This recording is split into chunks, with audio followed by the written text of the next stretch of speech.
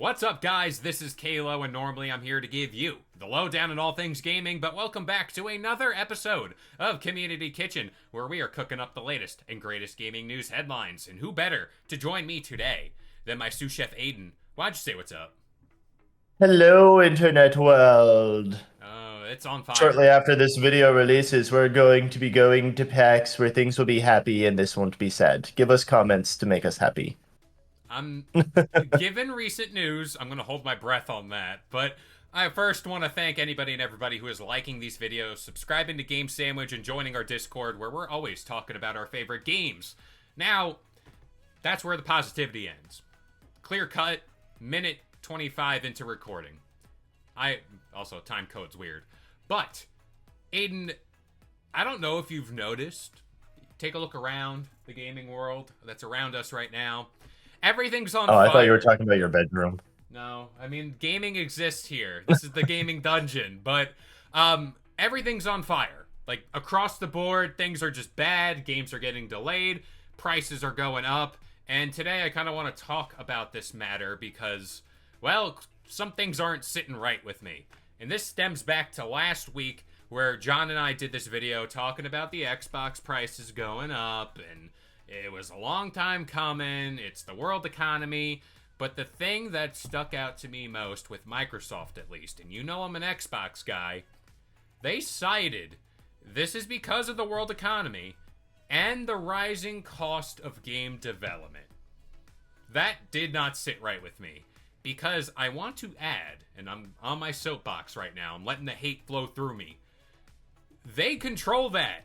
All of these companies control the cost of development, and this is Yeah. this has been a staunch thing I've held up on my channel and this channel here. It has gotten out of control. And now that we're at $80 games, God knows that GTA 6 got delayed till 2026. That might be the actual $100 game.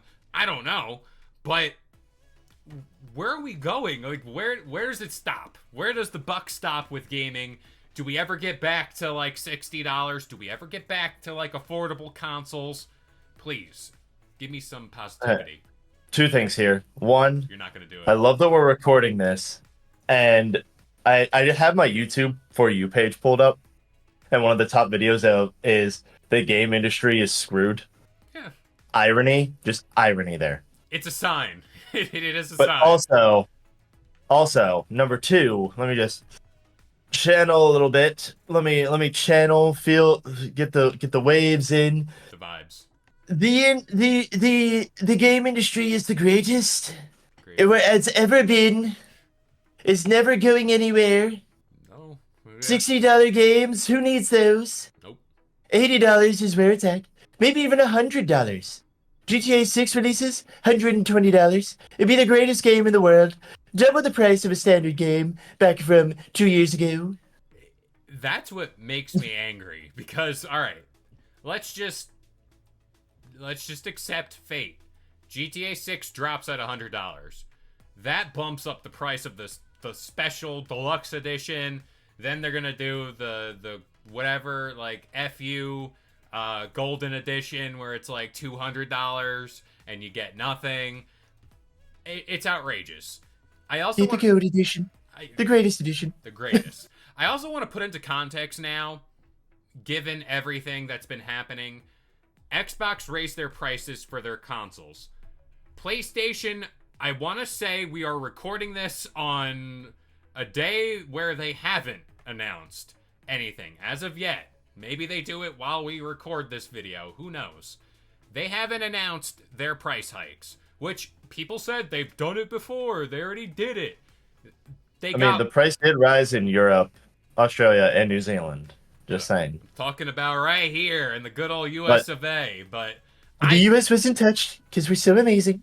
yeah, we're so amazing. We're gonna double it and give it to the next person. But I do think another round of PlayStation bumps are coming. Suddenly, the Nintendo Switch 2 at $500, outrageous to say, is a budget option amongst the gaming consoles that do exist now. I blame Nintendo entirely, and You can feel free to hate me in the comments below if you want to, because I'm usually the negative guy here and the most dislikable. It's hitting me But now. but I blame Nintendo. I blame their nostalgia factory, and I also, most importantly, blame you people. You. And I'm not talking everybody. I'm talking No, you we people, as you. in the people who bought the Nintendo Switch 2 despite complaining about the price. Because when they say you vote with your wallet, that is a real thing. Yeah. That is a real thing. Mm-hmm. And yes, there are game journalists who do actually need to get the consoles for work related stuff. Like, hi, I'm sorry. I'm to blame. I'm one of those people We're part of the problem. who's who specifically bought it to be able to release content, one, and be able to do our jobs because we actually are journalists in real life too. Allegedly. Uh For me. allegedly. Allegedly. But but all those people who don't need it, all the kids that don't need it, all the kids, like all the people who just bought it to buy it, those are the people who said, we don't care about the price. We're going to buy it anyway. That opens the door for every game developer, every console developer to just go, oh, okay, they're okay with these prices. Let's see how much we can push it before they finally go, no, this is too much. I disagree to a point almost because I don't think it's like a reactionary thing where it's like, hey, Nintendo dropped the Switch 2 at 500 and here's Mario Kart World at 80 or whatever. I think this is more of a game of chicken as far as who says what first. And I think that's why we're seeing Xbox now come out and say that. Nintendo already did their bit because they had to, because the Switch 2 is coming out. It's just a matter of when, not if. I also do think, again, like I agree with you, the people that were saying vote with your wallets. Switch 2 was sold out every single place I've ever seen, and it was a bloodbath to even get one online or go to the store. The lines were straight up down the whatever they call it, the shopping mall, whatever they call it nowadays. And But yeah, GameStop was blocking people from getting them. Watch our video on that. yeah, we did something on that. But gaming, the state of it, I personally blame all of the big companies and all of the big developers. Solely because they control certain aspects of this, where it's like, game development does not need to cost as much as it does nowadays. And I'd argue the quality of games and what we're getting, like, let's say back in 2014 or whatever, I can go back and play Halo 3 and it's perfect. It's up to standard. Yeah. It works. It does everything I need it to. I can go play Halo Infinite, albeit it had some gripes, but that game launched in an incomplete state. I liked Halo Infinite, but it launched in an incomplete state. Let's not forget Cyberpunk and that whole That's the ordeal. story of like every game nowadays. Yeah, no, and that's the problem where it's like, all right, you can drop your game for $80, but you damn well make sure, and this is why GTA 6 was delayed, you better make sure this game is top tier. I'll let a few day one bugs slide, but if it's like a Cyberpunk where the game was just straight up unplayable, that is where problems happen, and I don't know what happens after that. The cost of game developing, I blame that solely on the developers themselves. Yep. They're setting the prices. I agree with you on that one.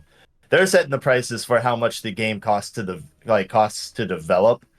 It's also part of the world economy though too, where people need to get paid, people Yep. need to be able to eat. But also, you see like games like Expedition 33 that are absolutely amazing, made by a team of only like 30 some people. I think it was literally 33 people. Yeah.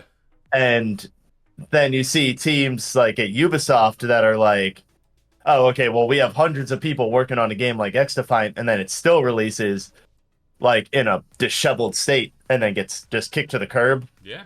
like, half a year later. I'm not going to say the Assassin's game. Creed Shadow, hundreds of them, like hundreds of game developers on that. And I have no doubt that they're good, but hundreds of game developers in the game, like there's so many issues that people have pointed out with it about how poor the combat is, how bad the AI is in it, like how bad the user interface is.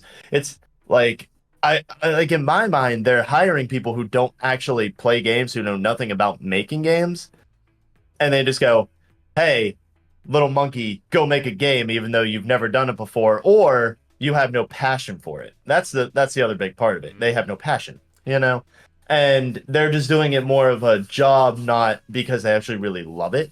Mm-hmm. And the only thing you see in trailers ever is the people who like or developments and state of plays and everything is people going, "Oh, we loved the game. Everything about it is like we love this game." I guarantee you, they're handpicking the people who actually do have passion in the company, and the rest of them are just like corporate shills who are like, "Yes, I'm making this game. I am coding in the whatever." Yeah. No, And I agree. It's that classic thing. The line must go up, and that's what drives the whole gaming industry right now. We've seen things where, like, PlayStation launches The Last of Us. How many times in the past 5 years? I'd say seven. that just because The Last of Us is the best game ever. Yeah, of course, clearly. I mean, the TV show's here. Why not? Pedro Pascal, everybody's daddy. I love Pedro, so I excuse him. I absolve him from that. But then you get the Oblivion remaster, where that's a great game, top to bottom. We've talked about it. I love it. Has its quirks, but that's a whole different subject matter. But then Solid 7. solid, very solid, Solid 7. There's issues, but it's solid. solid. There we go. But I also now want to beg the question. I want to ponder my orb as I always do. Are we staring? Yeah, and I hate that I'm about to say this. Are we staring down the barrel of next gen consoles that cost $700 out the gate?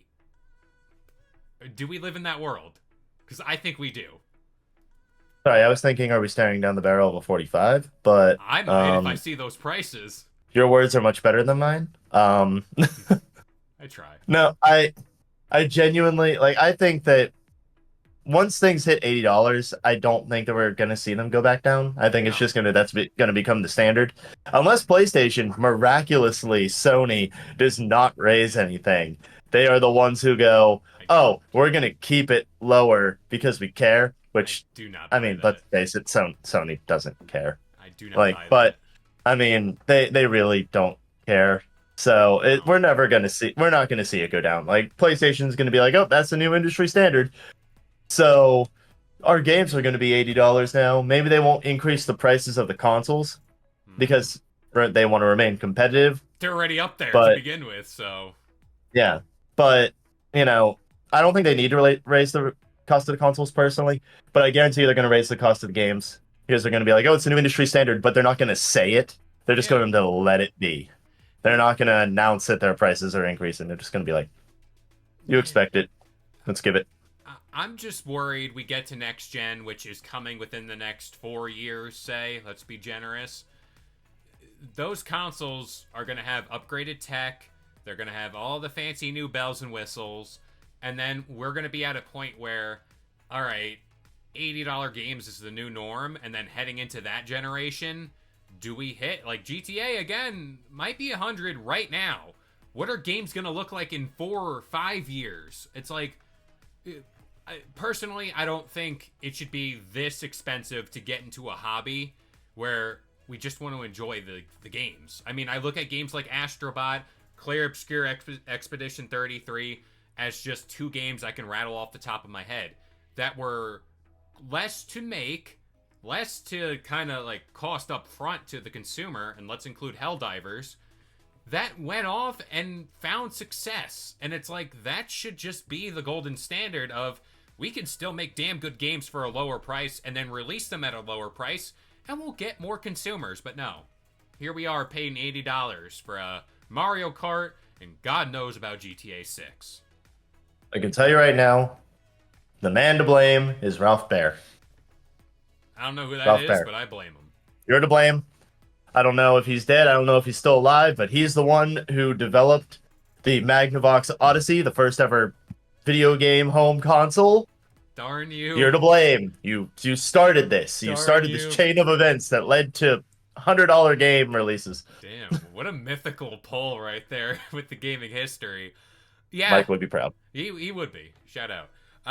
I just wanted to put it out there to kind of say, be prepared for next gen whenever they cost $700 out the gate. You heard it here first. K-Lo certified. I'm tying my soul to this. It's gonna happen. It's gonna happen. Oh, it for sure will. I mean, if the PlayStation 5 Pro costs $700, next gen consoles are going to be 700 out the gate. Yay. Your next Nintendo console that you're going to complain about being too pricey, that one's going to be $600 guaranteed. Oh, and then everyone's still going to buy it. I hate it here, but this is what we do. This is why you got to subscribe to our little channel so we can afford to continue on and be whatever we are. I don't know, what are we nowadays, but a little I can tell you what we are. Oh. We're the absolute greatest. Come subscribe to Game Sandwich, the best gaming place ever, full of the fixings that you could ever imagine. It's got so many fixings, so many fixings. Like there other places have this many fixings. We have this many fixings. Relative. We expand with the. We have more fixings than Subway. Ooh, that's not hard to beat, but they got like a foot-long cookie. I digress. That about does it here for this episode of Community Kitchen. We hope you guys enjoyed.